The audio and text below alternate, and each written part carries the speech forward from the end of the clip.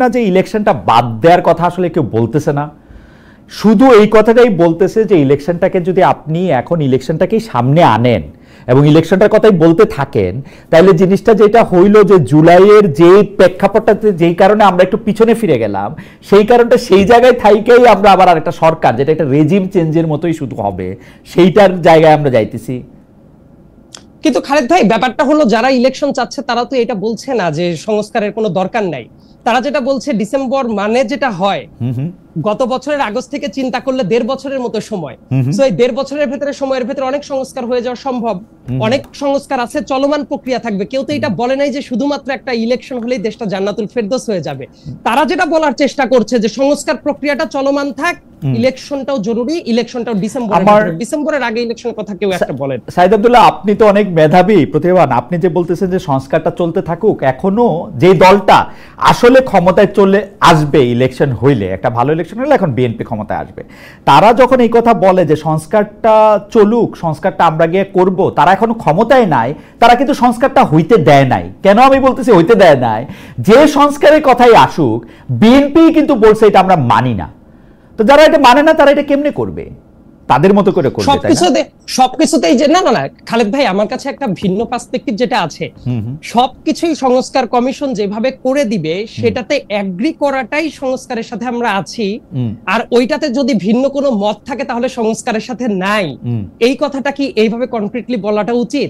একটা আমি বলি, যেমন আর্টিকেল, আমি যেমন অনেকগুলো পয়েন্ট আছে যে জায়গাতে ডেফিনেটলি তারা সংস্কার চায়। আবার আরেকটা ব্যাপার, প্রত্যেকটা রাজনৈতিক দলেরই তো এক একটা নিজস্ব রাজনীতি থাকবে, কিন্তু ব্যাপারটা যদি এমন হয় একটা স্প্রেডশিটে আপনি ফিক্স করে দিলেন যে এতগুলো সংস্কার সবার এক হইতে হবে, কিন্তু কোনোদিনও সবার কি একটা মতে এইভাবে আসবে? যদি ওইটা করতে চান তাহলে তো ব্যাপারটা আরেকটা স্বৈরাচারী মনোভাবই হলো, যা আমরা ঠিক করে দিলাম এটাতে সবারই একমত হতেই হবে।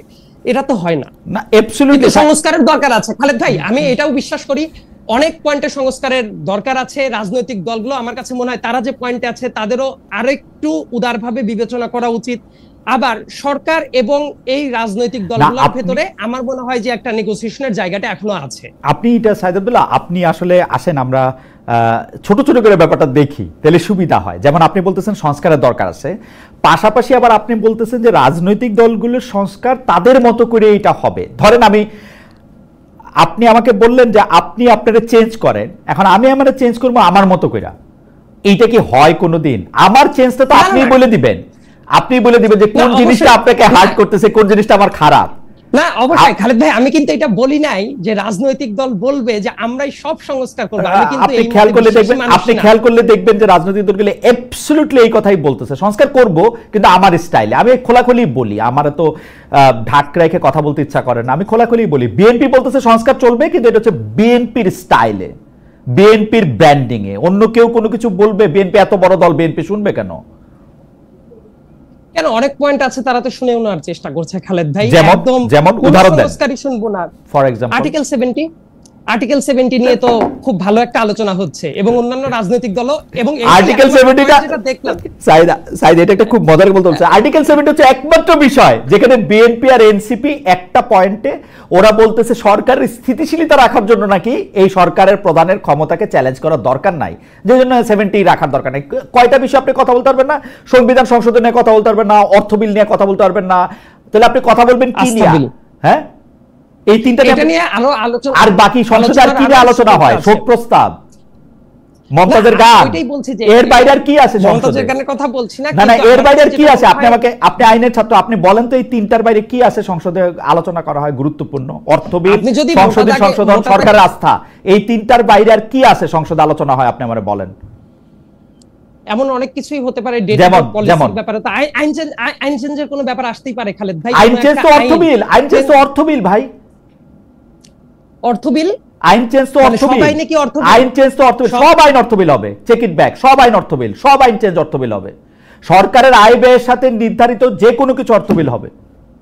সেটা তো বটে, কিন্তু আমি যেটা বলার চেষ্টা করছি এই জায়গায় বেসিক্যালি আমার যেটা পার্টিকুলার অপিনিয়ন যেটা ছিল, হর্স ট্রেডিং যেটা আছে, এটা যদি আটকানো যায়, মানে বিএনপির একটা পজিশন আছে, বাট আমি ব্যক্তি হিসেবে আমার কিন্তু একটা পজিশন আছে। সেই ব্যাপারটা আমি যেটা বলছিলাম যে হর্স ট্রেডিংটাকে আটকানো বাদ দিয়ে, এবং পার্টিকুলারলি দু একটা জায়গায় বাদ দিয়ে, এই জায়গাটাতে মেম্বার অফ পার্লামেন্টের ফ্রিডমটাকে আমি বিশ্বাস করি যে এটা সংস্কারে আসা উচিত। বিএনপির হয়তো বা আলোচনার ভেতরে যাওয়ার পরে তাদের ভেতরে আরেকটু নেগোসিয়েশনে আসা উচিত।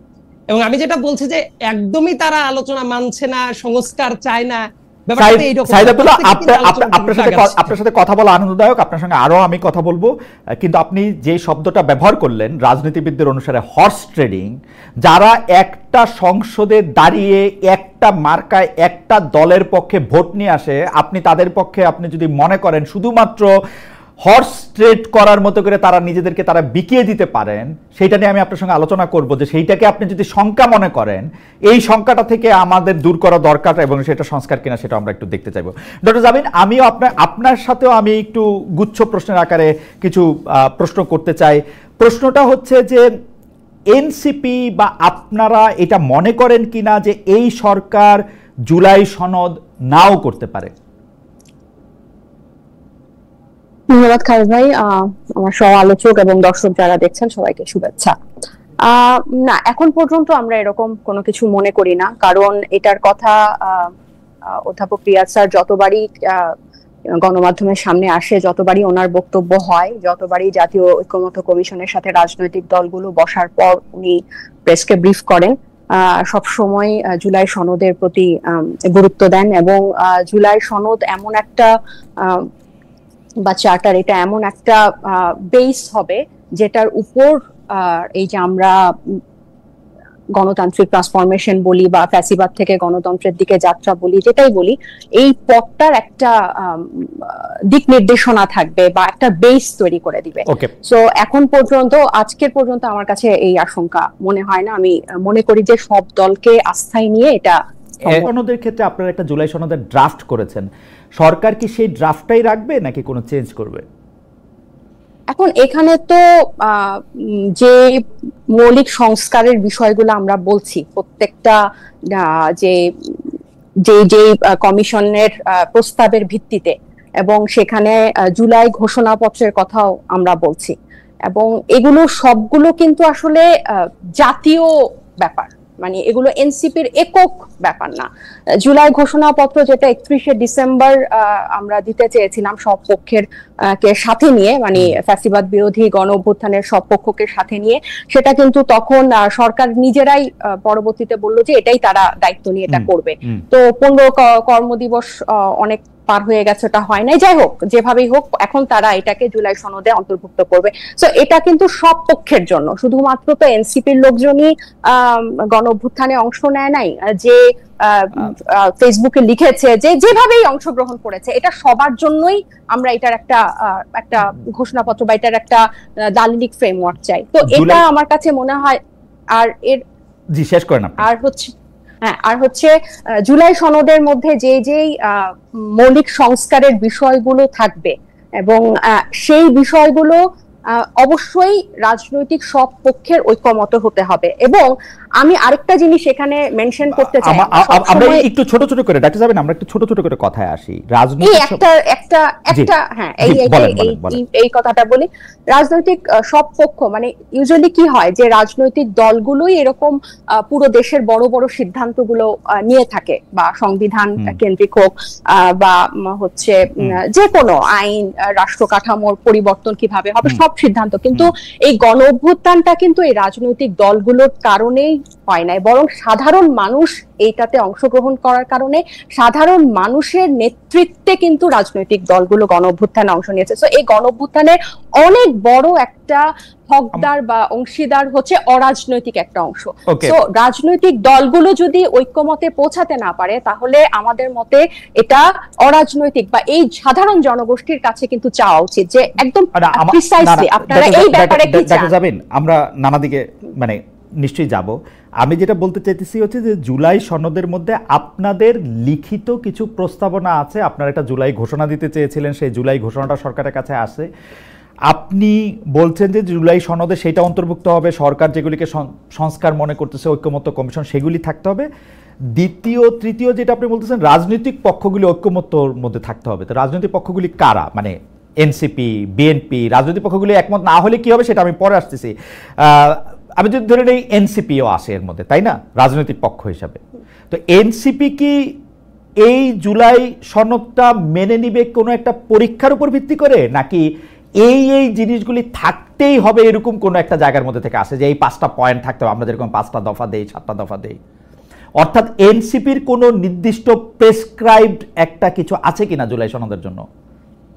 এটা তো একদম ওপেনলি আলোচনা হচ্ছে, তাই না? এখন আমরা জাতীয় ঐক্যমত্য থেকে যে পয়েন্টের ভিত্তিতে প্রিসাইজ হয়ে গেছে, এখন গত 10 মাসে কিন্তু আলোচনাটা অনেক ন্যারো এবং প্রিসাইজ হয়ে গেছে যে কোন কোন ব্যবস্থা, নির্বাচন ব্যবস্থা, জনপ্রশাসনে, সাংবিধানিক দুদকে বা বিচার বিভাগে এখন কিন্তু প্রিসাইজ হয়ে গেছে। সো এই ব্যবস্থাগুলা হলে ভিত্তিতে জুলাই সনদটা হওয়া উচিত। এবং যেহেতু নির্বাচন, আপনি যেটাকে প্রিসাইজ বলতেছেন, আমি এটাকে প্রিসাইজ দেখতেছি না, এর মধ্যে অনেক আলোচনার জায়গা রয়েছে, অনেক গ্রে এরিয়া আছে। পয়েন্টগুলো প্রিসাইজ, হ্যাঁ না, পয়েন্টগুলো প্রিসাইজ। এখন ধরা যাক এই জুলাই সনদ আপনাদের পছন্দ হলো না, এনসিপির পছন্দ হলো না, সেই ক্ষেত্রে আপনারা কি করবেন? সেটা তো মানে পছন্দ অপছন্দ, এটা আমি বারবার বলছি যে এটা ধরেন মানে আমাদের পছন্দ হয়ে গেল, অন্য কারো পছন্দ হলো না, সেটাও তো ঠিক হবে না। আপনাদের পছন্দটা আগে বলেন, আপনাদের, কারণ অন্য কেউ কিন্তু এটা বলে নাই। নাহিদ সাহেব এটা বলেছেন, আপনাদের দলের আহ্বায়ক, যে জুলাই সনদটা হওয়ার পরেই কেবলমাত্র নির্বাচনের ডেট ঘোষণা করা যাবে, তারপরেই কেবলমাত্র নির্বাচন নিয়ে আলোচনা করা যাবে। আপনারা আমি কালকে পুরো আলোচনাটা শুনতেছিলাম, শুধু আপনাদের দলের পক্ষ থেকে এই মতামত দেওয়া হয়েছে যে জুলাই সনদের আগে এই আলোচনাটা করার তারা মানে দেখতেছে না, জুলাই সনদের পরে তারা করবে। তো জুলাই সনদ যদি আপনাদের পছন্দ না হয়, কথাটা ছিল যে জুলাই না, এখানে পছন্দ অপছন্দ না খালেদ ভাই, কথাটা ছিল এরকম যে জুলাই সনদটা হওয়ার পর যাতে নির্বাচনের তারিখটা দেয়, তাহলে হবে কি যে সব, যদি নির্বাচনের তারিখটা আগে ঘোষণা হয়ে যায় তাহলে সব মনোযোগ বা সবকিছু নির্বাচন কেন্দ্রিক হয়ে যাবে, সংস্কারটা ব্যাহত হবে। আর জুলাই সনদে এনসিপির পছন্দ মতো তো সবকিছু থাকবে না, এখানে সব পক্ষের পছন্দ মতো থাকবে। এটা কিন্তু আমাদের পছন্দ কখন হবে? আমরা যে মতগুলা দিয়েছি ওগুলো যদি সব পক্ষ মেনে নেয় তাহলেই না এই ব্যাপারটা ঠিক হবে। আমি এই জায়গাটায় ডক্টর জাবিন, আমি অ্যাবসলিউটলি এই জায়গাটাই আসতে চাইতেছিলাম। এনসিপি মনে করে তাদের মত সব পক্ষ মেনে নেবে, তাই তো? না না না, এটা হচ্ছে কথাটা ঘোরানো। আমাদের হচ্ছে যেই প্রস্তাবগুলো আছে, আমি যদি আপনি তো প্রত্যেকটা আলাদা আলাদা করে যদি আপনি দেখেন যে আমার ধরে নিলাম আমি এনসিসির ব্যাপারে, জাতীয় সাংবিধানিক কাউন্সিল, এটার ব্যাপারে কি হবে, বা হচ্ছে উচ্চ কক্ষে কি হবে, নারী আসনে কি হবে এবং কেন হবে, সবচেয়ে ইম্পর্টেন্ট নির্বাচন ব্যবস্থাটা গণতান্ত্রিক হওয়ার জন্য নির্বাচন ব্যবস্থা বা নির্বাচন কমিশনটা কি কি সংস্কারের কথা আছে, কি প্রস্তাবে আছে, এগুলোতে হলে হবে কি যে এটা তো শুধু এনসিপির পছন্দ মতো হবে না। আপনি দেখেন এনসিপি যে সংস্কার গুলোতে একমত প্রকাশ করছে বা যে ধরনের সুপারিশ দিচ্ছে, এগুলোতে একটা গণতান্ত্রিক নির্বাচন ব্যবস্থা, একটা গণতান্ত্রিক রাষ্ট্র কাঠামোর পক্ষে। এটা তো আপনি প্রধান, এমন তো না যে প্রধানমন্ত্রী পরপর নাহিদ ইসলাম পরপর 10 বছর মানে 2 টার্মের বেশি, নাহিদ ইসলামের ক্ষেত্রে এটা হবে না, নাহিদ ইসলামের ক্ষেত্রেও পরপর 2 টার্মের বেশি, কারণ প্রার্থীর ক্ষেত্রেও পরপর 2 টার্মের বেশি। কারণ নাহিদ ইসলামের পক্ষে এটা বলা সহজ, কারণ নাহিদ ইসলামের পক্ষে এটা বলা সহজ, কারণ নাহিদ ইসলাম প্রধানমন্ত্রী হবেন না, সেজন্য এটা বলা সহজ। আমি যেটা বলতেছি সেটা হচ্ছে যে জুলাই মানে আজকের বাস্তবতায় জুলাই সনদটা যদি এনসিপির তার মানে বাকিরা বলছে কারণ তারা শিওর যে তারা প্রধানমন্ত্রী হবে, তাই পড়তা মানে ব্যাপারটা এরকমই তাই পড়তা অনন্তকালের জন্য খোলা রাখতে চাচ্ছে। রাইট বিএনপি এরকমই মনে করতেছে, বিএনপি মনে করতেছে যে তারেক রহমান সাহেব প্রধানমন্ত্রী হবেন এবং তিনি যাতে আজীবন প্রধানমন্ত্রী থাকতে পারেন সেইটার একটা ব্যবস্থা যাতে করা যায়। জুলাই সনদটার ক্ষেত্রে আমার কাছে মানে আমি প্রশ্নটা আরেকটু প্রিসাইজ করি যে ধরেন জুলাই সনদটা এনসিপির পছন্দ হইল না, যেগুলি পৃথিবীর সবচেয়ে ভালো ভালো প্রস্তাব জনাব নাহিদ ইসলাম এবং তার দল দিয়েছেন সেগুলি তাদের পছন্দ হইল না, সেই ক্ষেত্রে কি নির্বাচনের ডেট তখন দেয়া যাবে না? মানে আপনাদের টার্গেটটা কি, আইডিয়াটা কি, যে জুলাই সনদটা ধরেন আপনাদের ভালো লাগবে না? আমাদের এটার জন্যই তো আমি আপনাকে শুরুতে কথাটা বললাম, আপনি কিন্তু ব্যাপারটা বললেন না যে যদি সব পক্ষ একমত না হয় এরপর কি হবে।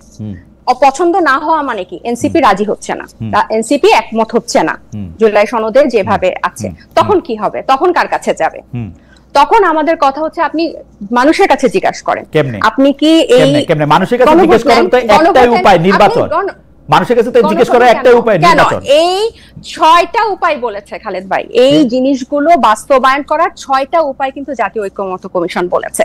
নির্বাচনের আগে গণভোটের মাধ্যমে, নির্বাচনের সময় গণভোটের মাধ্যমে, গণপরিষদ নির্বাচনের মাধ্যমে, নির্বাচনের আগে অধ্যাদেশের মাধ্যমে 6টা পথ কিন্তু বলেছে। শুধু নির্বাচন বাদে বাকি, শুধু নির্বাচন বাদে বাকি সবগুলো আপনি যে না সেটাও আছে শেষের দিকে, কিন্তু মানে আপনি এখন গণভোট কেমনে করবেন? আপনার সংবিধানে গণভোট নাই, সংবিধান বাদ দিয়ে গণভোট করবেন? গণ অভ্যুত্থানে সংবিধানে কি গণ অভ্যুত্থান ছিল? না, ছিল না। সংবিধানে তো গণ অভ্যুত্থান ছিল না, কিন্তু গণ অভ্যুত্থানের পরবর্তীতে সংবিধান মেনে শপথ নিছে সরকার, এই সরকার গণভোট কেমনে করবে? সেটা তো এটা এই প্রশ্ন, এই ব্যাপারটা যখনই আমরা বলি যে গণ অভ্যুত্থান বা এতগুলা রক্তপাতের পর এই সময়টা সবাই বলে যে এই সরকার না এটা বলবেই এই সরকারের সবগুলি সাংবিধানিক সুবিধা নিয়ে তারপরে সংবিধান মানবে না, তা তো হইতে পারে না। সবগুলি সংবিধানের প্রোটেকশন নিয়ে তারপরে সংবিধান মানবে না, এটা তো হইতে পারে না। মানে এটা পরিষ্কার। আমি কি দেখতে পাচ্ছি সেটা আমি একে বলি, এবার আপনি আপনার মন্তব্য দেন। আমি দেখতে পাচ্ছি যে জুলাই সনদটা কোনোভাবেই এনসিপির পছন্দ হবে না, কারণ এনসিপি যা লিখে দিবে সেটা যদি পুরোটা দেওয়া হয় তাহলে আবার বিএনপি পছন্দ করবে না। তখন বলা হবে যে জুলাই সনদ আমাদের পছন্দ হয় নাই, সুতরাং এখানে এখন নির্বাচন হবে না, গণভোট দাও, জাতীয় পরিষদ নির্বাচন দাও, এই দাও সেই দাও, জাতীয় নির্বাচন ছাড়া বাকি সবকিছু না। কারণ যেহেতু নাহিদ ইসলাম প্রধানমন্ত্রী হবেন না, সেহেতু নাহিদ ইসলাম অন্য কাউকে প্রধানমন্ত্রী হতে দিবেন না। আপনি বলেন না এই গণভোট দাও, গণপরিষদ দাও, এই সেই দাও, বাক্যটা এরকম না। আপনি গণভোট সরাসরি, এই যে আপনি আপনি যদি সরাসরি জিজ্ঞেস করেন যে আপনারা প্রধানমন্ত্রীর মেয়াদ 2 বছর 2 বারের বেশি চান কিনা জীবনে, ওনারা যদি বলেন গণভোটে যদি বলে যে হ্যাঁ চাই, তাহলে এটা হবে। ওনারা যদি বলে যে জাতীয় সাংবিধানিক কাউন্সিলের মাধ্যমে প্রতিটা বিষয় গণভোট হবে,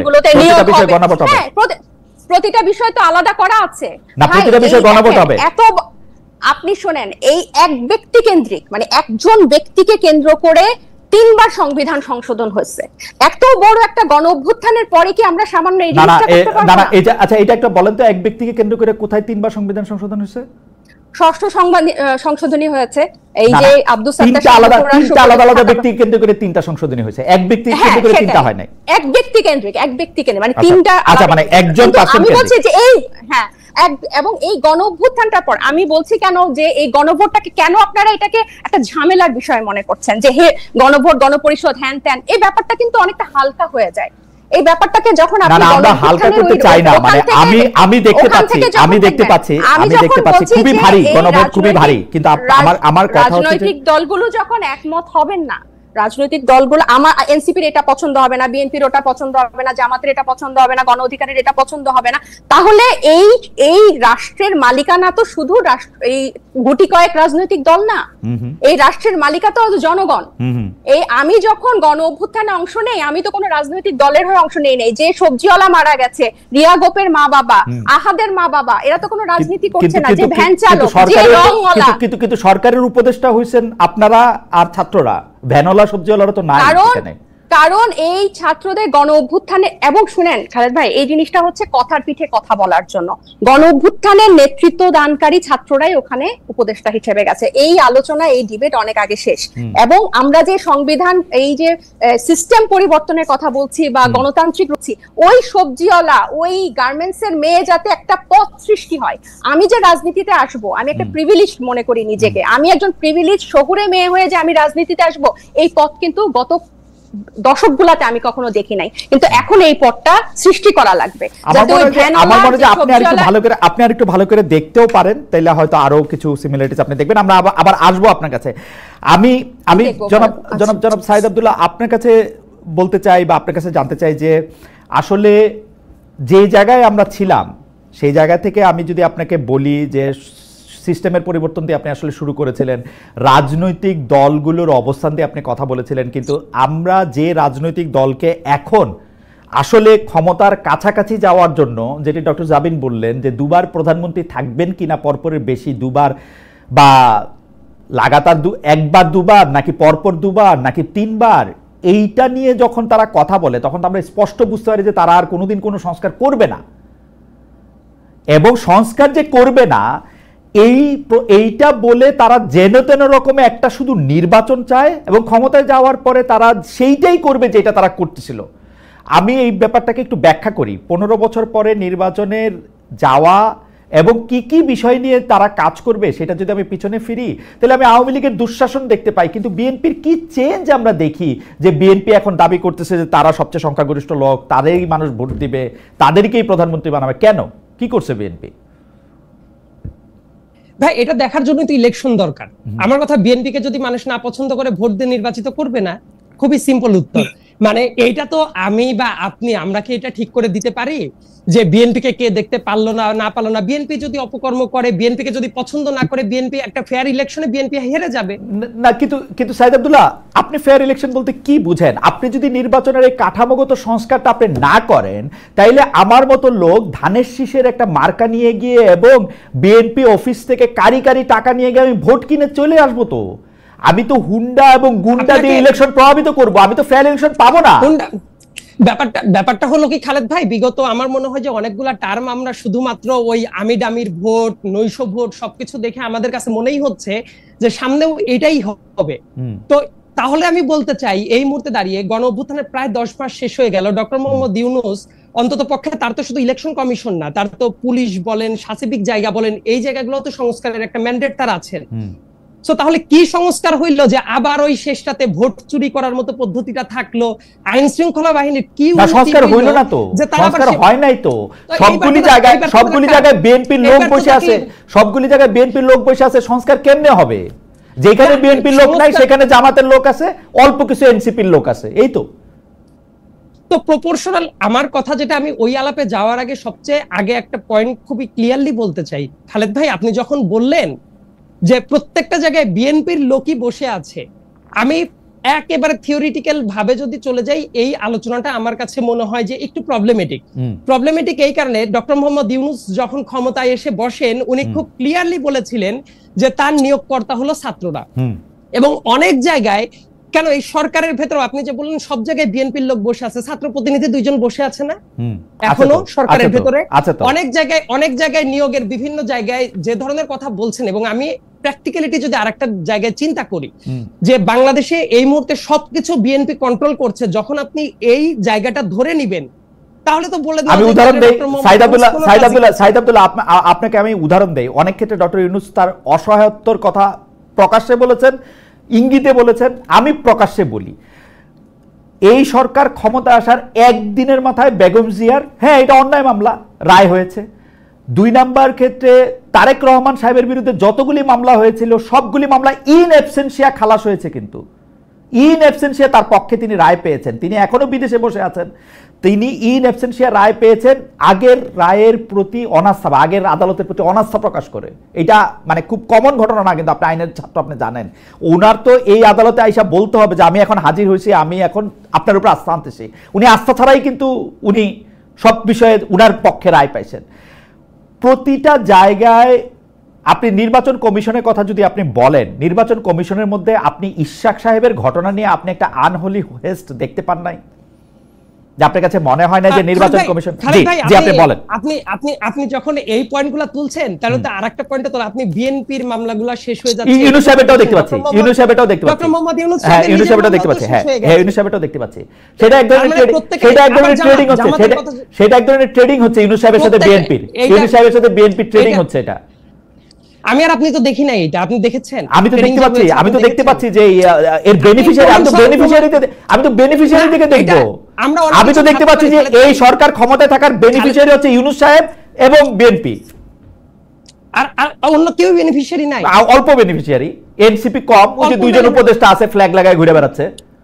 আছে এটার আবার একটা ঘটনাও আছে। ধরেন যে বিভিন্ন জায়গায় তাদের যে স্টেক যে সংখ্যাটা, বাংলাদেশে তো অতীতে মোটা দাগে তো 2টা দলই ছিল, জামাত ছিল, এনসিপি নতুন দল, তাদের সংখ্যার অনুপাতে দেখা যাবে যে তারা ওই পরিমাণ বেনিফিটটা পাচ্ছে।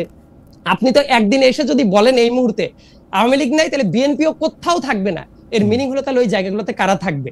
এই বেনিফিটের প্রশ্নটা যখন আপনি করলেন, এর মিনিংটা হলো ইউনূস সাহেবও বেনিফিট নিচ্ছেন, বিএনপিরও যদি কথা বলেন আছে, জামাত বলেন, জামাত বেনিফিট পাচ্ছে না। তার বাইরেও তো জনগণ আছে ভাই, যারা বিএনপি, জনগণ তো অবশ্যই আছে, কিন্তু এককেন্দ্রিক ভাবে আমার মনে হয় যে ওইভাবে বলাটা আসলে খুব একটা সমীচীন হলো কিনা আমার একটু সন্দেহ লাগছে। প্রত্যেকেই এই জায়গাটা আসার জায়গাটা ছিল, কিন্তু একটা দল বেনিফিট পাচ্ছে, সব জায়গায় বসে আছে, এই কথাটা আমার মনে হয় যে আচ্ছা আমি একটু কারেক্ট করি, আমাকে একটা দল বেশিরভাগ ভালো জায়গায় বসে আছে এবং বেশিরভাগ বেনিফিট পাচ্ছে, একটা দল বেশি, এটা কে ঠিক করবে? এই প্যারামিটারটা কে ঠিক করবে? এটা তো প্যারামিটারের প্রশ্ন না, আমি হচ্ছে যে উপসংহারটা দেখতে পাচ্ছি, না, আমি ফলত আমি গাছ থেকে কি ফল পড়তেছে সেটা দেখতে পাচ্ছি, এবং বিএনপির হুঙ্কার দেখতে পাচ্ছি, বিএনপির হুঙ্কার দেখতে পাচ্ছি ক্ষমতায় আসার আগেই। হুঙ্কার আরো অনেকেরই দেখতে পারছেন। হুঙ্কার যে ছাত্রটা বিশ্ববিদ্যালয়ের হলে ছিল, সেই ছাত্রটা মানে বিশ্ববিদ্যালয়ের হল থেকে বের হয়ে গিয়ে এখন এত বেশি পাওয়ার দেখাচ্ছে বিভিন্ন জায়গায়, এই চিত্রটাও তো দেখেছেন। কারণ তার মানে হলো তার পাওয়ার তো রক্তে কিনা, বিভিন্ন জায়গায় দেখেছেন। সাইদ আব্দুল্লাহ তার পাওয়ার তো রক্তে কেনা। তো আপনার কি মনে হয় যে পাওয়ার, বিএনপির পাওয়ারটা তো উড়ে এসে জুড়ে বসা? না, অ্যাবসলিউটলি নো খালেদ ভাই, এটা টোটালি অপোজ করার মতো একটা জায়গা। উড়ে এসে জুড়ে বসা যখন আপনি আচ্ছা ঠিক আছে, আপনি অপোজ করেন, আপনি বিশ্বাস করেন খালেদ ভাই? আপনি এটা বিশ্বাস করেন? না, আমার বিশ্বাসের কথা আপনি বাদ দেন, আমার বিশ্বাসের কথা বাদ দেন খালেদ ভাই, আমার বিশ্বাসের কথা বাদ দেন। আমি অত্যন্ত রেসপেক্টফুল আমি বলছি, আপনিই তো বললেন এটা উড়ে এসে জুড়ে বসে। আচ্ছা, এটাকে আমি উদ্ধৃতি চিহ্নের মধ্যে দিলাম যে কেউ কেউ বলতেছে, কেউ কেউ কিন্তু এনসিপির বা যে ছাত্রের কথা আপনি, ছাত্রছাত্রীর কথা আপনি বলতেছেন, তার যে অধিকারটা আদায়ের জন্য যে সে রক্ত দিছে সেটা আমি চোখে দেখছি। বিএনপিটা আমি কানে শুনছি। এবার বলেন, আপনি কানে শুনেছেন, তার মানে কেন বিএনপির কেউ মারা যায় নাই খালেদ ভাই? মারা গেছে। আপনি যখন বলছেন বিএনপির মারা গেছে, প্রথম যে ছাত্র আমাদের বন্ধুরা যাদেরকে আমরা মারা যেতে দেখেছি আমাদের এই আন্দোলনের অংশে, প্রথম কয়েকজনের নাম বলে তো ওয়াসিম আকরামের নামও চলে আসবে, চট্টগ্রামের, সে বিএনপি উইং এর ছিল, এবং একই সাথে বিএনপির হিউজ নাম্বার একজন মানুষ মারা গেছে, জামাতেরও অনেকে মারা গেছে। সো আপনি যদি বলেন যে ছাত্ররাই শুধুমাত্র রক্ত দিয়ে কেনা, এই ব্যাপারটা আমি এই আন্দোলনের একটা অংশ হিসেবে আমি খুবই তীব্রভাবে দ্বিমত পোষণ করলাম। এই জায়গায় রাজনৈতিক দল থেকে শুরু করে প্রত্যেকেরই খুব বড় রকমের স্টেক আছে। সো তাদের রক্তগুলো আমার মনে হয় যে সবার দেখা উচিত খালেদ ভাই। যদি আমরা না দেখি তাহলে কেউ আমাদের বলতেই পারে রাজনৈতিক দলগুলো, কিন্তু রাজনৈতিক দলগুলো না, সাইদ আব্দুল্লাহ আপনি রাগ করেন না, এবং যারা বিএনপির সমর্থক আছে তারাও রাগ করেন না, কিন্তু আমি জিনিসটারে যেভাবে দেখি সেভাবে আমি বলি যে রাজনৈতিক দলগুলির অংশগ্রহণ ছিল, কিন্তু বিএনপিকেও কিন্তু বারবার বলতে হয়েছে যে এটা একটা রাজনৈতিক আন্দোলন না, যাতে সব মানুষের আন্দোলন এটা হয়। তো এই সব মানুষের আন্দোলনটাকে কারা নেতৃত্ব দিছে? ছাত্র জনতারাই নেতৃত্ব দিছে।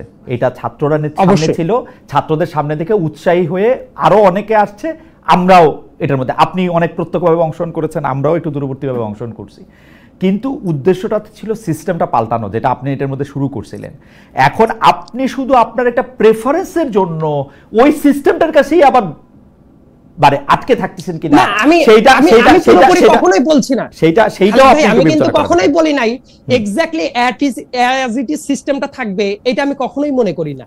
অনেক জায়গায় চেঞ্জ আসার দরকারটা আছে, কিন্তু বর্তমানের সংকটটা কোথায় চলে গেছে খালেদ ভাই, প্রথম কথা আমি কিন্তু ব্যক্তিগতভাবে যেটা মনে করি, এই আন্দোলনটা, গণ অভ্যুত্থানটা এটা সবার মানে সবার, এমনকি আপনাদের মতো যারা জার্নালিস্ট আছেন তারাও কি পরিমাণ ত্যাগ স্বীকার করেছেন না।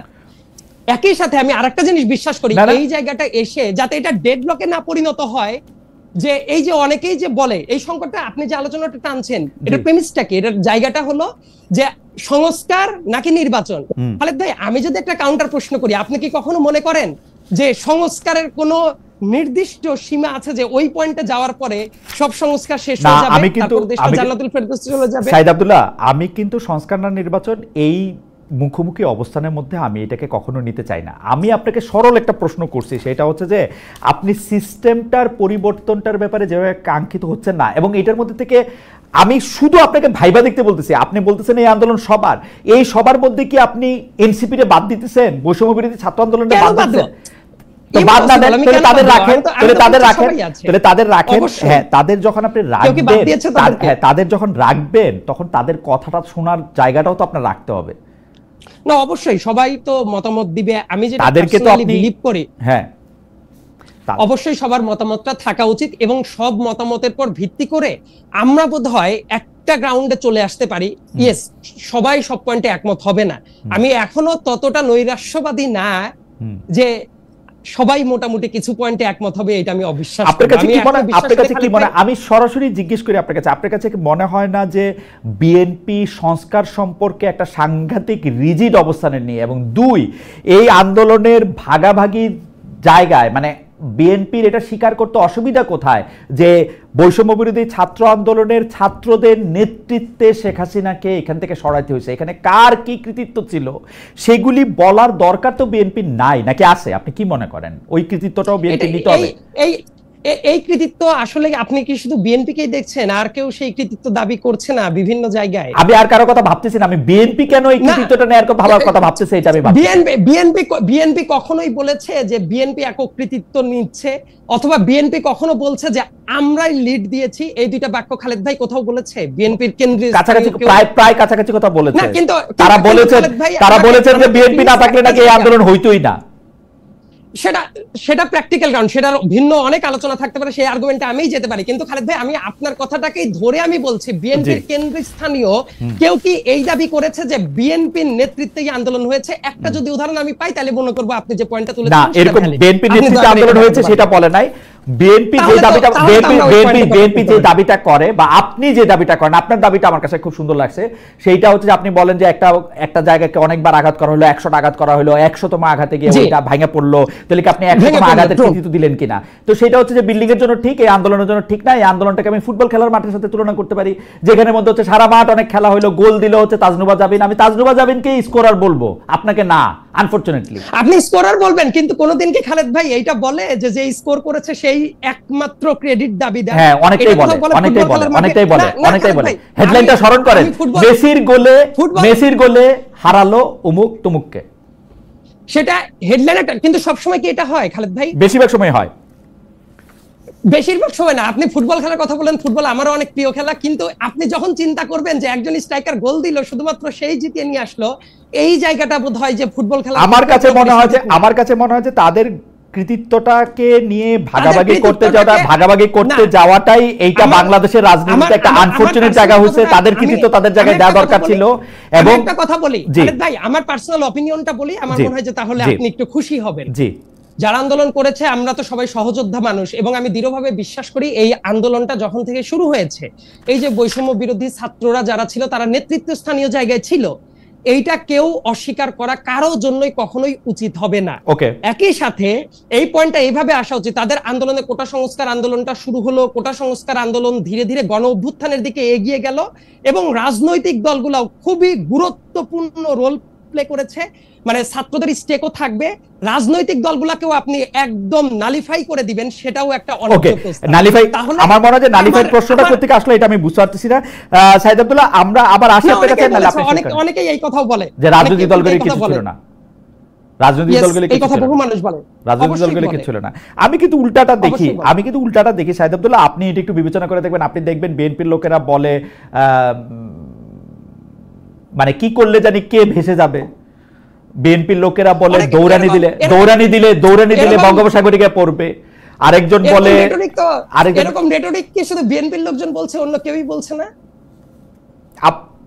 সংস্কার প্রস্তাব না মানলে সেই প্রস্তাবটা কোরআন শরীফেরই বিরোধিতা করা হবে, এমন কথা কেউ বলে না? হ্যাঁ, এগুলিও বলে। আবার এনসিপির অনেকে এমন কথাবার্তা বলে যেটা রাজনৈতিক দলকে, যেমন দুই একটা বলেন তো, আমার চোখে গেল নাকি? যেমন শেষ করে ওকে সাইদ আব্দুল্লাহ, আসতেছি আপনার কাছে। খুবই জমে উঠেছে আলোচনা, খুবই মানে জীবন প্রাণ দিয়ে সাইদ আব্দুল্লাহ আমাকে বোঝাতে চেষ্টা করছেন। আমি খুবই কি বলবো যে খুবই ছাত্রের মতো বুঝতে চেষ্টা করতেছি।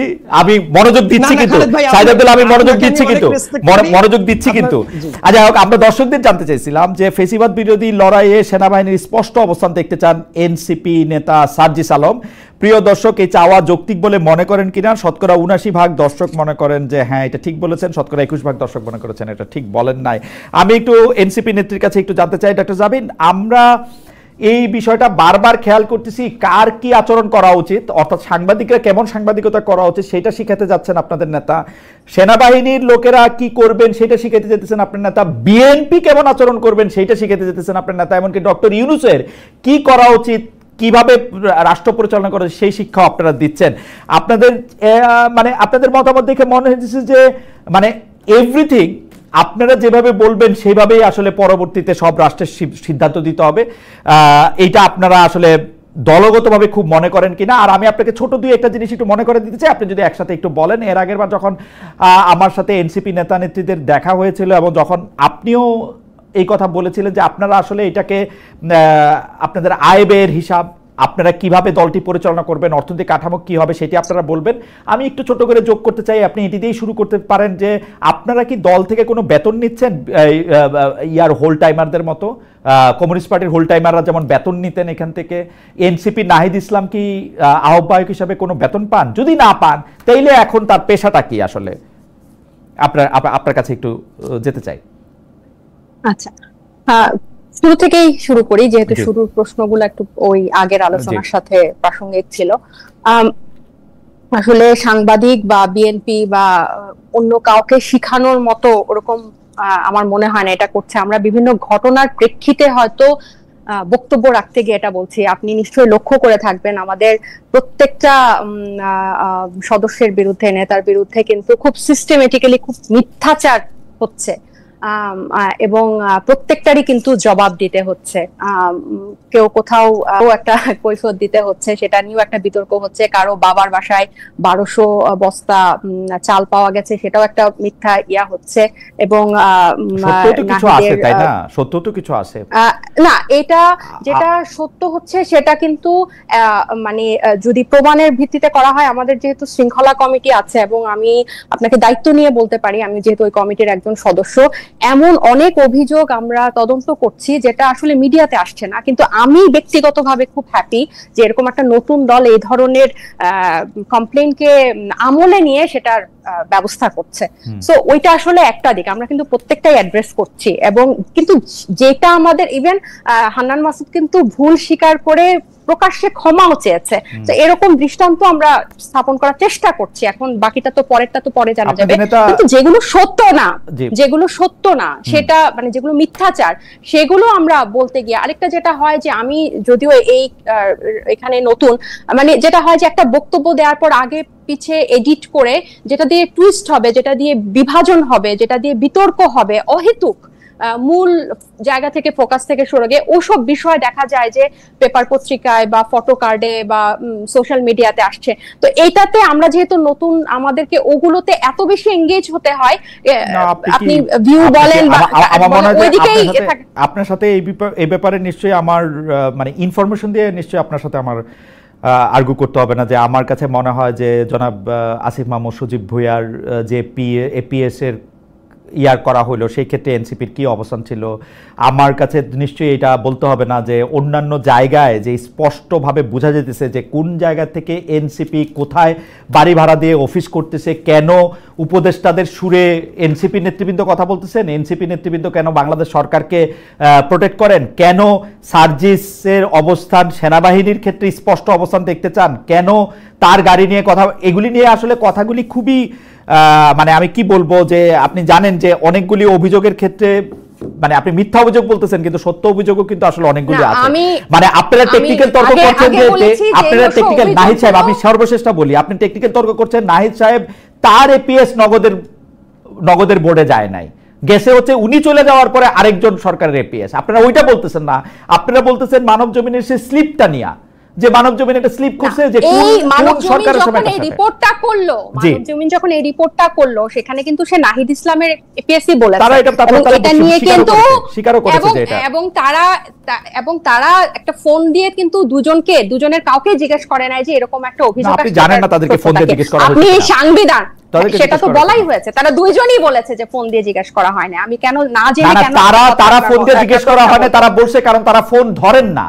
আমি নিজেও তাদেরকে অসংখ্যবার ট্রাই করছি, তাদেরকে ফোনে পাওয়া যায় না, এটার মানে না কিন্তু তাদেরকে জিজ্ঞেস করা হয় নাই, they are not available। না আপনার না এটা এটা এটা এটা মানে এটা কিন্তু দুইটা কথা, এটা কিন্তু দুইটা কথা।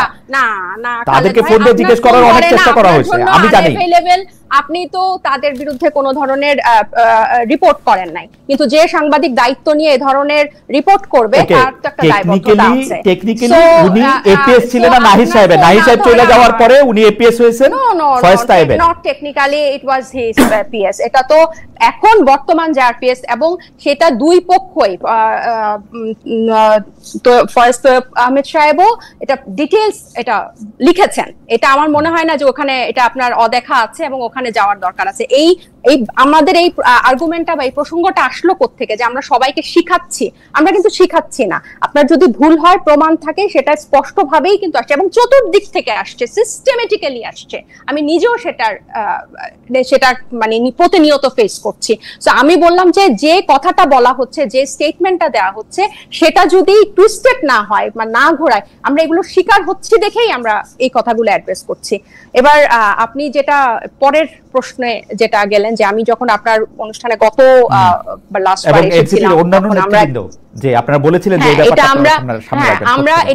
এটা আমরা রেগুলার বলছি, এটা অস্বীকার করার উপায় না, যেটা আমাদের যথেষ্ট দেরি হয়ে গেছে, অনেক দেরি হয়েছে। এবং যেহেতু প্রতিদিন দলে এগুলো নিয়ে কথা হচ্ছে, মিটিং এ থাকছি, সো এটা আমি বুঝি যে এটা কতটা একটা জটিল প্রক্রিয়া একটা নতুন দলের জন্য। কারণ এই গঠনতন্ত্র বা ফিনান্সিয়াল পলিসি এটা কিন্তু মানে বেসিক, এটা একদিন দুই দিনের জন্য না, এটা কিন্তু পুরো দীর্ঘমেয়াদী একটা ব্যাপার হবে। এবং এই ক্রাউড ফান্ডিং এর মাধ্যমে যে আমাদের ফিনান্সিয়াল পলিসি এবং এটা ট্রান্সপারেন্ট ওপেন করা একটা ওয়েবসাইটের মাধ্যমে, এগুলোর ড্রব্যাক গুলো নিয়ে কাজ করাটা, আমি এটা অস্বীকার করবো না যে এটা একটা দীর্ঘসূত্রিতার মধ্যে পড়েছে।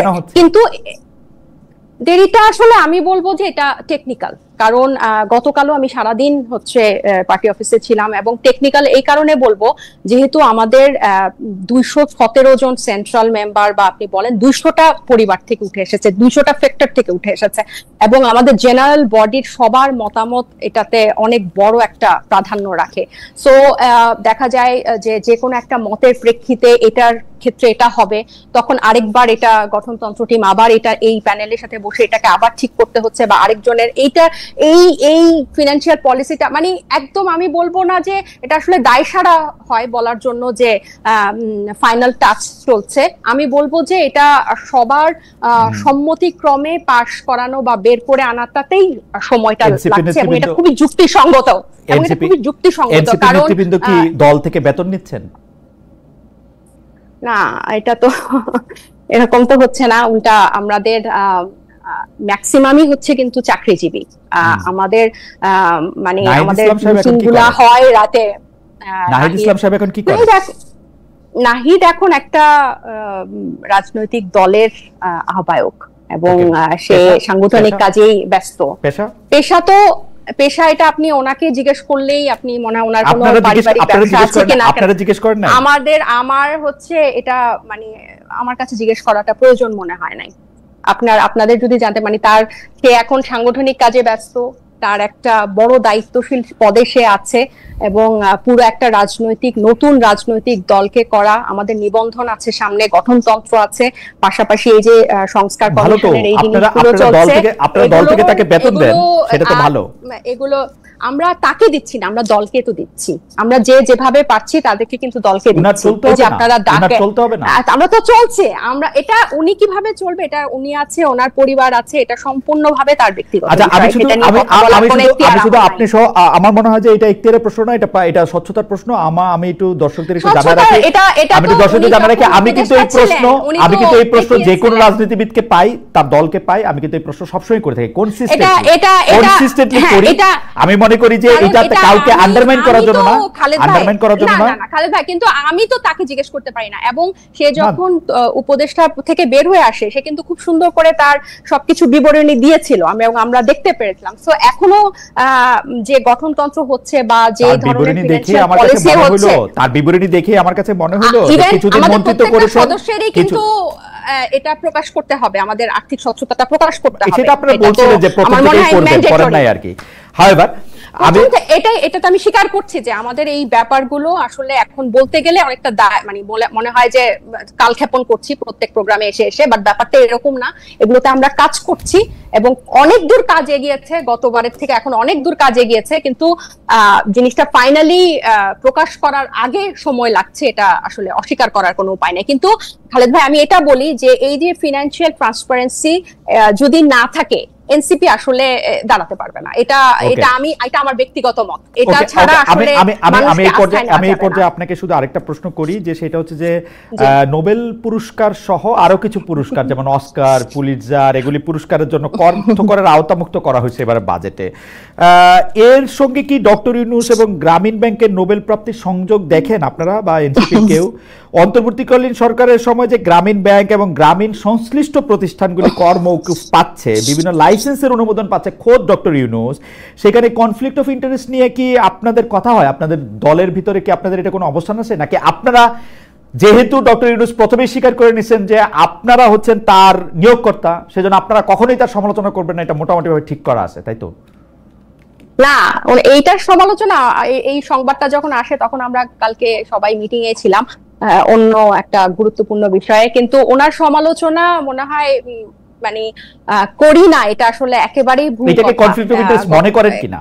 মানে গ্রামীণ নোবেল, কারণ হচ্ছে না এগুলো আমি আসলে এগুলো নিয়ে মানে এটা এতটাই হালকা, পুরো বাজেটের বিষয়টার মধ্যে এটা এতটাই হালকা যে মানে এটা প্রয়োজনীয়তাটা কি বা এটা কোনখান থেকে এই জিনিসটার আসলো, আমি আসলে এটার কোনো ব্যাখ্যা খুঁজে পাই না আর কি। আর এই বাজেটের যে এই অন্তর্বর্তী সরকার এই বাজেটটার জন্য তো জাতীয় ঐক্যমতের দরকার ছিল না। কেন ওনারা পুরনো কাঠামোতে এরকম একটা গতানুগতিক বাজেট দিল? এটার জন্য তো সব রাজনৈতিক পক্ষের সাথে ঐক্যমতের, এটা তো ইন্ডিপেন্ডেন্টলি তারা করতে পারতো। কেন তারা এরকম একটা সুযোগ হারালো যে একটা জনমুখী বৈষম্যহীন একটা বাজেট তারা দেশকে উপহার দিতে পারতো, যেটা পরবর্তী সরকার এসে চাপে থাকতো যে এটার থেকে আমি এখন করতে পারবো না। আমি জাস্ট এক লাইন একটু বলি, তারা কি এই যে অর্থনৈতিক সংস্কার নিয়ে কিন্তু তাদের কাছে 2টা প্রতিবেদন ছিল, আমরা এগুলা নিয়ে কোনো আলোচনা দেখলাম না। একদম দায়সারা ভাবে যেন বাজেটটাকে অনেকটা ওনই করেন না, আমি এটা আমার ব্যক্তিগত মত যে ওনই করেন না, এমন ভাবে বাজেটটা আসলে প্রদান করা হয়েছে। অর্থনৈতিক সংস্কারের 2টা প্রতিবেদন কিন্তু ছিল, শ্বেতপত্র কমিটি, টাস্কফোর্স কমিটি, এগুলোর কোনো কিছু আমরা দেখলাম না। এবং যে প্রবৃদ্ধির হার কমছে, এদিকে জিডিপি 31% মতো দেখাচ্ছে, মানে অসঙ্গতি রেখে বিভিন্ন যে তথ্যপত্র ভিত্তিতে যে বাজেটটা হয় এগুলো সব পুরনোটাতে রেখে এটার তো সমালোচনা আমরা আপনার অনুষ্ঠানের মাধ্যমেই করছি। যে ডিসেম্বর জুন, এটা কালকে আমি দেখতেছিলাম 26টা দল ওইখানে আসে, মানে আপনিও নিশ্চয়ই দেখছেন এখন টিভিতে। আমি এখন টিভি নামে একটা টিভি অনেকক্ষণ ধরে দেখাচ্ছিলাম, পুরোটাই প্রায় দেখতে চেষ্টা করতেছিলাম, যে সেটার মধ্যে 26টা দলের মধ্যে অনেকগুলি দল সেটা বলতেছে যে ডিসেম্বরে না কেন, ডিসেম্বরে আগে না কেন, এনসিপি ছাড়া। কেউ কেউ আবার এটা বলতেছে যে ঠিক আছে আপনি ডিসেম্বরে পরে দেন, আপনি একটা ডেট ঘোষণা করে দেন, আপনি এই রহস্যের মধ্যে রাখার মানে কি? মানে আমি কিন্তু মানে এটা আমি একই প্রশ্ন আমি তাজনুবার কাছেও জানতে চাইবো যে ডক্টর জাবিন আপনিও আমাদেরকে একটু বলবেন যে আপনাদেরকে একটু মানে মানে জানতে ইচ্ছা করতেছে না যে কেন এই ডিসেম্বর থেকে জুনের এই একটা করিডোর রাখা হয়েছে? আপনি আমি একটু বাজেটটা প্রসঙ্গে যদি আগে বলতেন। না, বাজেটটার প্রসঙ্গে বলবো এবং একই সাথে এটা ইন্টারলিঙ্কড একটা ব্যাপার, মানে আমার পার্সোনাল আন্ডারস্ট্যান্ডিং থেকে বাজেটের কথা যেটা আমার কাছে মনে হচ্ছে, এই বাজেটের ব্যাপারে অন্যান্য রাজনৈতিক দলের বেশ কিছু কমেন্ট আমি দেখলাম যে কেউই আসলে খুব বেশি হ্যাপি না। কিন্তু অ্যাপার্ট ফ্রম দিস থিং, এই বাজেটটা তারা যদি মানে তাদের দৃষ্টিতে যদি অনেক বেশি আধুনিক করার চেষ্টা করতে, সবকিছু করার চেষ্টা করতে, এই জায়গায় কিন্তু অন্য জায়গায় রাজনৈতিক দলের যেভাবে কমেন্ট গুলা ছিল, অন্তত এইটা করার ক্ষেত্রে কিন্তু ওই জাতীয় কমেন্টটা ছিল না। এবং আপনি তাহলে বলতে পারেন যে তাহলে এটা কেন হলো না? আমার কাছে মনে হচ্ছে এই সরকার একটা জায়গায় ফোকাস করেছে যে ইলেকশন ডিসেম্বর থেকে জুন, কম সংস্কার চাইলে ডিসেম্বর, বেশি সংস্কার চাইলে জুন। এবং একই সাথে আমি প্রসঙ্গটা আনছি কারণ আমার কাছে মনে হচ্ছে ইন্টারলিঙ্ক। উনি জাপানে গিয়ে, আপনি একটু আগে প্রসঙ্গটা চমৎকার ভাবে অবতারণা করেছেন, উনি জাপানে গিয়ে বললেন একটা দল ছাড়া কেউ আসলে ডিসেম্বরে ইলেকশন চায় না, মানে একটা দলের দিকেই কামান দাগানোর চেষ্টাটা করলেন। হোয়ারএজ বেশ কয়েক মাস আগে থেকেই অনেকগুলো দল, আমার কাছে মনে হয় সাইদ আপনি খুবই আমি আপনার একটু অনুরোধ করি যে আমরা কি ডক্টর ইউনূসের ভুল অনুবাদ করলাম? আমার কাছে কিন্তু ইংরেজিটা শুইনা মনে হয়েছে একটা দল ডিসেম্বরে নির্বাচন চায়, একটাই দল ডিসেম্বরে নির্বাচন চায়, এটা উনি বলেন নাই। একটা দল চায় মানে কি ওয়ান পার্টি মানে কি ওয়ান ভেরি গুরুত্বপূর্ণ পার্টি, এইটা উনি মিন করছেন, এটা আমার ওনার কথা শুনে মনে হয়েছে। এবং এটার ইংরেজি অনুবাদ ওইটাই, কারণ ডক্টর ইউনূস তো খুব ভালো করে জানেন যে বিএনপি আজকে চাইলে লগে লগে 20টা দল তো ওনার সঙ্গে সঙ্গে কথা কবেই, আমার কাছে মনে হয়েছে, আপনার কাছে কি মনে হয়েছে, আপনার কাছে কি মনে হয়েছে? কিন্তু আমরা এটার অনুবাদ করলাম, আমরা এটা অনুবাদ করলাম একটা দলই শুধু ডিসেম্বর নির্বাচন চায়। দিস ইজ লাইক, আমি এক্স্যাক্টলি আমিও যখন এটা দেখলাম প্রথমবারের মতো আমার কাছে মনে হয়েছে যে এটা আসলে কি আসা উচিত ছিল না। যেমন আপনি একটা টিভির কথা বলছিলেন, আমরাও তো বিভিন্ন জায়গা থেকে যখন এই সোর্সিংটা দেখি, আমার কাছে মনে হয়েছে, কারণ অতীতে তো একেবারে পত্রিকার রিপোর্টই আছে অনেকগুলা দল চাচ্ছে, তখন আমার কাছে মনে হচ্ছে এই কথাটা কেন এইভাবে কেন আসলো। তো তারপরে এই ব্যাপারটার কনক্লুশন চলে এসেছে, কারণ ডক্টর মোহাম্মদ ইউনূস আসার পরে যখন অনেকগুলো রাজনৈতিক দল নিয়ে বসেছেন, উনি তো প্র্যাকটিক্যাল পিকচারটাই দেখেছেন, অনেকগুলো দলই চায়। এবং এই জায়গায় দেখেন ওনার আরো একটা জায়গা একটু মার্ক করে দেওয়াটা জরুরি। কিছুদিন আগে একটা ইন্টারভিউতে উনি বলেছিলেন মোটামুটি যে ডিসেম্বর হলে কম্প্রোমাইজড হয়ে যাওয়ার একটা সম্ভাবনা আছে ইলেকশন, এই টাইপও একটা তার নোশনটা ছিল, আপনি মনে করতে পারেন হয়তো বা। তো আমার কথা, 1.5 বছর ক্ষমতায় থাকার পরে ডিসেম্বরে যদি কম্প্রোমাইজড ইলেকশন হয়, তাহলে ওই পরবর্তী 5 মাসে কি এমন পরিবর্তন হবে যে সবচেয়ে একটা স্ট্যান্ডার্ড ইলেকশন হবে। আমরা তো অতীতের প্রেসিডেন্ট ডক্টর বিচারপতি শাহাবুদ্দিন আহমেদ যখন ছিলেন, তারপর ওই সময় 3 মাসের ভেতর অনেক চমৎকার একটা ইলেকশন। জনাব আব্দুল্লাহ, আমি যদি প্রশ্নটাকে একটু ঘুরায় বলি, যে ডিসেম্বরে জনাব তারেক রহমান আইসা বাংলাদেশের প্রধানমন্ত্রী না হইয়া যদি মার্চ মাসে হন, কি এমন সমস্যা হবে? আমিও ব্যক্তিগতভাবে যেটা মনে করি, এই সরকার যেভাবে জুন পর্যন্ত বলছে, এটা না বলে আমি জাস্ট আমার কথাটার প্রসঙ্গে বলছি, এই সরকার বলুক যে ঠিক আছে জুন না, ডিসেম্বরে হচ্ছে না, জানুয়ারিতে হচ্ছে, ফেব্রুয়ারিতে হচ্ছে, এই টাইপ কোনো ডেটও তো আসছে না। যতবার করে বলছে December two June, December two June, কিন্তু তার যদি একটা ডেটে চলে আসতো, আমার কাছে মনে হয় সংখ্যাটা কি, মানে ভয়টা কোথায়? আবার একটু ব্যাখ্যা করে তো, এটার মধ্যে থেকে বিএনপি ভয়টা কোথায় পাচ্ছে? বিএনপি ভয় পাচ্ছে ব্যাপারটা তো উল্টা ভাবেও বলতে পারেন, যে বিএনপি দাবি করলে সরকারের ভয়টা কি? হ্যাঁ, বিএনপি একটা রাজনৈতিক দল, বিএনপি ইলেকশন চাবে, রাজনৈতিক দল ইলেকশন চাবে না, সরকার তো দুষ্ট, বিএনপি তো ভালো। বিএনপি প্রবলেম কি? আমি ভালো খারাপ, খালেদ ভাই, ভালো খারাপ এই ডিসিশন নেওয়ার আমিও কেউ না, আপনিও কেউ না, আমি ওই আলোচনা না যাই। রাদার আমি বলি, ব্যাপারটা হলো আপনি যে প্রশ্নটা করলেন, সরকার কিসের এত ভয় পায়, এটাও তো তাহলে একই সাথে আলোচনা হওয়া দরকার, তাই? সরকারের এত ভয় কিসের? আসেন আমরা ভালো মানুষের মতো, সরকার যেটারে ভয় পাইতেছে সেটার আমরা মাইনা নেই, যে সরকার ভয় পাইতেছে এটা কম্প্রোমাইজড হবে, এইটাই ভয়। তো সরকার তাহলে কি সংস্কার করলো? তারা জাতির এত বিএনপি রাস্তাঘাটে এত বেশি চাঁদাবাজি করছে, এত ব্যস্ত রাখছে সরকার কোনো সংস্কার করতে পারে না। আপনি এটা মনে করেন? আমি প্রশ্নটা করতেছি, আমার মনে করাটা বাদ দেন আপনি। আচ্ছা, তার মানে এই যে এই জাতীয় ধারণা, তো ধরেন একজন চাঁদাবাজি করলো, আমি দেখতে চাই তাকে নিয়ে যে পুলিশ স্ট্রেট ফরওয়ার্ড গ্রেফতার করে নিয়ে চলে যাক, এটা তো সরকারের কাজ রে ভাই। সরকার এখন দেখেন সিনারিওটা আমি বলি, সরকার ব্যর্থতার দায়ভার কিভাবে চাপায়, এই উদাহরণটা আমি দিব খালেদ ভাই। আমার মনে হয় যে একটু যদি ফ্রিলি আমি বলতে পারি তাহলে উদাহরণটা দিতে পারি। 1 মিনিটে বলেন। জি, সুস্পষ্ট একটা উদাহরণ, সাবেক রাষ্ট্রপতি আব্দুল হামিদ যখন এয়ারপোর্ট দিয়ে চলে গেল, অ্যাজ ইফ সরকারের কেউই জানতো না, কিন্তু পরবর্তীতে বিভিন্ন ডকুমেন্ট নিয়ে খুবই ক্লিয়ারলি দেখা গেল যে ওই জায়গায় বর্তমানের এসবি ডিআইজি ইমিগ্রেশনের দায়িত্বে যিনি আছেন এবং এসবি চিফের যারা দায়িত্ব আছেন, তাদের প্রত্যক্ষ পারমিশনের ভিত্তিতে তারা এয়ারপোর্ট ছেড়েছেন এবং ভিআইপি ট্রিটমেন্টেই আব্দুল হামিদ এয়ারপোর্টটা ছেড়েছেন। স্বরাষ্ট্রমন্ত্রী বলেছিলেন বড় গলায় যে এটার তদন্ত করে যদি না বের করতে পারেন পদত্যাগ করবেন, কমিটিও খুলে দিয়েছিলেন। প্রথম তার পদত্যাগ করা উচিত, এক্ষেত্রে আমি আপনার সাথে একমত, এবং স্বরাষ্ট্রমন্ত্রীর উচিত সরকার প্রধানের দিকে আঙ্গুল তোলা। না, শেষ হয় নাই, আমি আসছি। দেখেন, ঠিক এইটার জন্য পরবর্তীতে একজন নায়িকা নুসরাত ফারিয়া, ওই নুসরাত ফারিয়া ভালো কি খারাপ কি অমক তমক আমি এই আলাপে যাচ্ছি না, কিন্তু উনাকে এয়ারপোর্ট থেকে যেতে দেওয়া হলো না, গ্রেপ্তার করে নিয়ে যাওয়া হলো। তার পরবর্তীতে তাকে যে মামলা গ্রেপ্তার দেখানো হয়েছিল, মানে 300 আমি আসছি ওই পয়েন্টে আমি আসছি।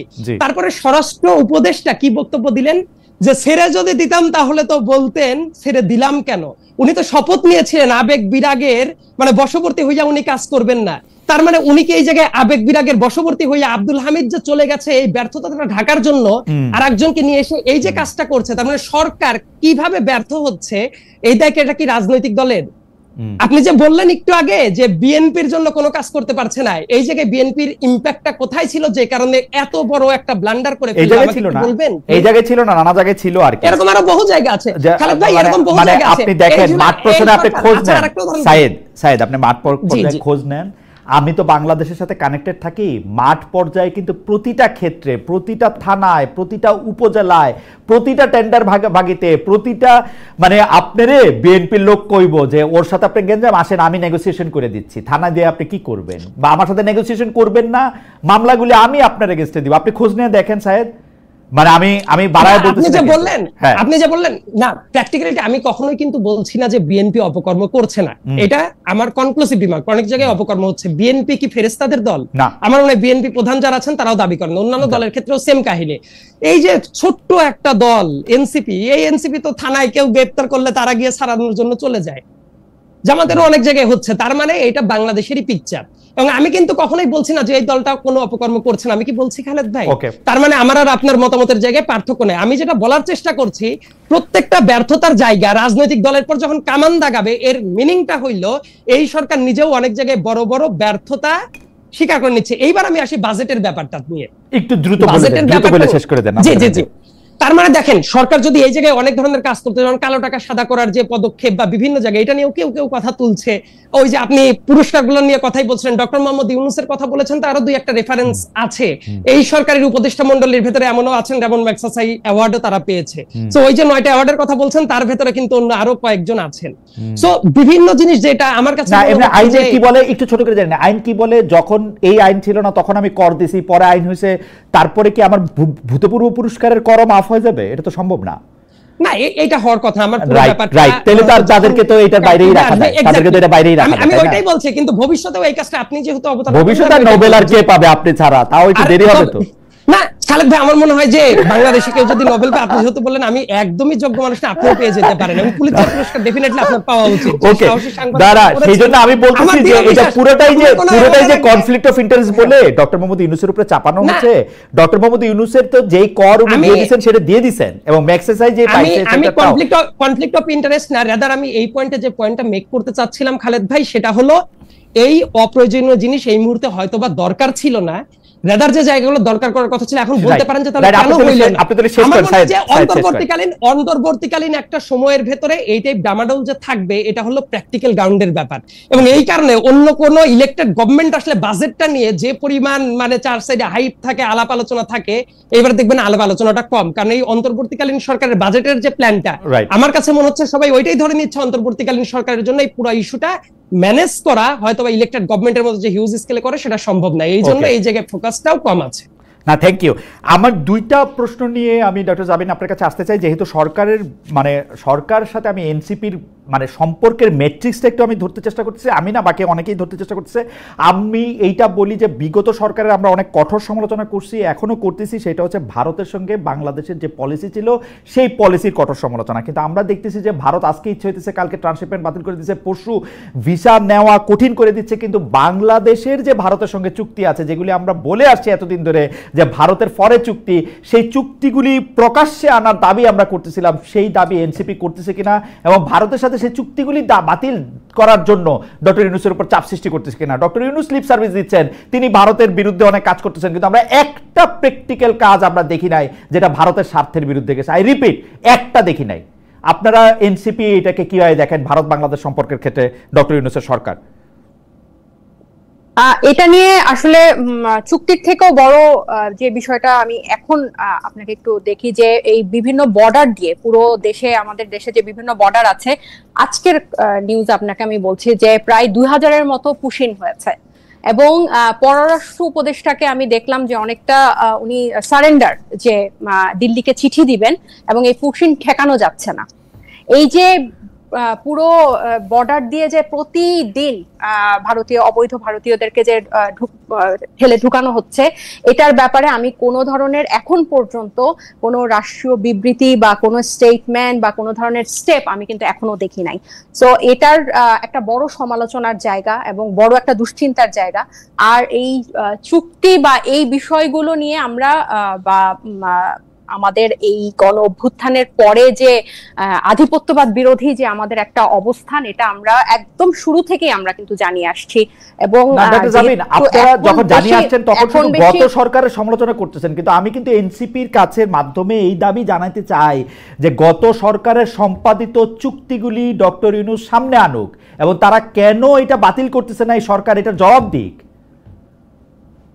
না, সেটা এই চুক্তিগুলা সামনে আনার কথা বা দাবি, এটা আমি জানি না আপনি মিস করেছেন কিনা, এটা আমরা আমাদের বিভিন্ন জনের বক্তব্যে আমাদের কথাবার্তায় সবসময় ছিল।